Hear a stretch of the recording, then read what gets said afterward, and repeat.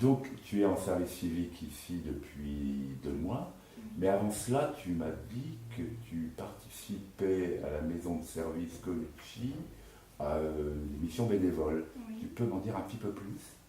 Donc pendant à peu près 1 mois et demi, j'ai été bénévole à la maison de service Colucci vers la résidence Saint-Paul. Là-bas, j'étais chargée d'aider les personnes défavorisées à faire leurs courses à petit prix, à prix bas, et de remettre justement en rayon tous les aliments possibles. Et qu'est-ce que tu gardes en tête de cette expérience? C'était cool, mais ça m'a pas vraiment plu, quoi. Le fait d'être dans un magasin à remettre en rayon, Oui, ça m'a pas plu du tout, quoi. mais j'imagine Mais le fait de faire du bénévolat, Ouais. d'aider, les personnes qui rencontrent des Voilà. difficultés sociales et la relation avec eux. Oui, voilà. Ça allait.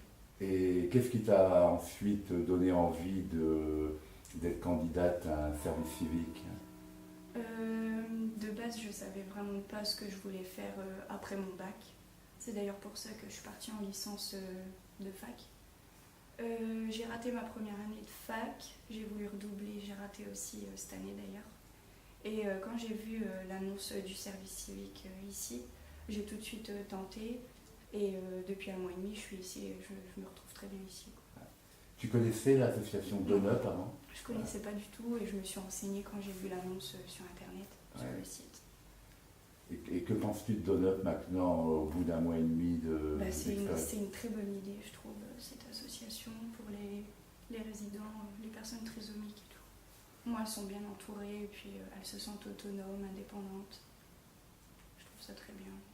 Ta mission en tant que service civique à Donut, c'est quoi aujourd'hui Donc, je suis chargée de garder un lien intergénérationnel entre tous les résidents d'ici, de l'île au Bon Secours. Et comment se passe ta relation avec les personnes trisomiques? Tu connaissais des enfants ou des Non. personnes trisomiques? Tu en avais déjà? J'appréhendais un petit peu parce que j'avais vraiment jamais côtoyé de personnes trisomiques. Pas dans la peur de la personne, mais je savais vraiment pas comment m'y prendre, quoi. Et pour finir, tout se passe bien, super bien. Ouais. C'est des personnes adorables. Je m'y plie. Alors qu'est-ce que tu fais avec eux? Par Bah, exemple, donne-moi des exemples concrets. L'autre jour, c'était hier d'ailleurs, Gilles il nous a rejoints dans le jardin, on a passé l'après-midi avec lui, Mario aussi, on discute avec eux, on rigole beaucoup aussi avec eux. Et plus généralement, parle-moi un peu de la formule service civique. Qu'est-ce que ça t'apporte, toi, qui as déjà eu un parcours scolaire évidemment et un parcours universitaire? Qu'est-ce que ça t'apporte et qu'est-ce que tu en attends, le service civique? Déjà, professionnellement, ça me montre un petit peu ce que ce sera le travail après. Voilà. Et étant donné que je ne sais toujours pas ce que je veux faire vraiment, là ça m'aide un petit peu quand même dans mes recherches. Parallèlement, tu continues à chercher? Oui, enfin, je me renseigne Je te beaucoup, renseigne. mais je ne sais pas vraiment encore. Et là, est-ce qu'au bout de quelques semaines, tu te dis que travailler auprès des personnes, ça pourrait être ta voie ou... Auprès des personnes en situation de handicap ou auprès des personnes défavorisées, ça me plairait vraiment bien, je pense. Je ne te vois pas derrière un bureau, je me Non, trompe? du tout. Derrière un bureau. Le lien humain, c'est important. Ouais.